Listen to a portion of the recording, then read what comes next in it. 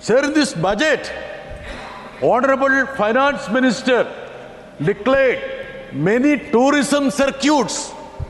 I thought the Finance Minister would respect my dear friend Suresh Gopi, because he has already promised many tourism circuits in Kerala. At least to protect the order of Mr. Suresh Gopi. കേരളത്തിന് ഒരുപാട് tourism കേന്ദ്രങ്ങളെ എണ്ണം പറഞ്ഞും പേര് പറഞ്ഞും വാഗ്ദാനം ചെയ്ത് കേരളത്തിൽ നിന്ന് വിജയിച്ച സുരേഷ് ഗോപിയുടെ മുഖം രക്ഷിക്കാനെങ്കിലും മാനം കാക്കാനെങ്കിലും നിർമ്മല സീതാരാമൻ ബജറ്റ് അവതരണത്തിൽ കേരളത്തിന് ഒരു ടൂറിസം കേന്ദ്രം നൽകുമെന്ന് ഞങ്ങൾ പ്രതീക്ഷിച്ചിരുന്നു.